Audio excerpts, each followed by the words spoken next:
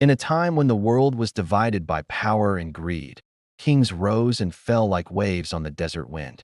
For mighty kings, Chedorlaomer of Elam, Tidal of Goyim, Amraphel of Shinar, and Arioch of Elasa, united in war. Their armies swept through the land like a storm, conquering every city that stood in their path. But rebellion brewed. 5 kings of the Jordan Valley, the kings of Sodom, Gomorrah, Admah, Zeboim, and Bela, refused to serve them any longer. So war broke out in the valley of Siddim, a place filled with tar pits and death. The kings of Sodom and Gomorrah tried to stand their ground, but their armies fell. As they fled, some stumbled into the pits, others ran to the hills. The invaders looted their cities, taking everything: the goods, the food, and the people.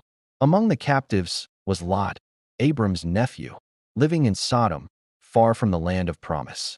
Everything he owned was carried away, but a survivor escaped and came running to Abram, the Hebrew, living by the oaks of Mamre. When Abram heard that Lot had been taken, his heart burned with courage and faith. He did not wait. He gathered 318 trained men, his own servants, men born in his house. No army, no empire, just faith, loyalty, and determination. By night they rode out, their torches flickering against the hills. They pursued the invaders north, all the way to Dan.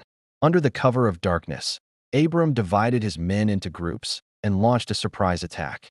The enemy was struck with confusion, tents collapsed, men shouted in fear, and they fled before Abram's men. He chased them beyond Damascus, until every captive was free. Abram returned victorious, bringing back Lot, his family, and all the goods and people that had been taken. He asked for no reward. He claimed no title of king. He fought not for riches, but for what was right. Abram proved that faith in God is not passive.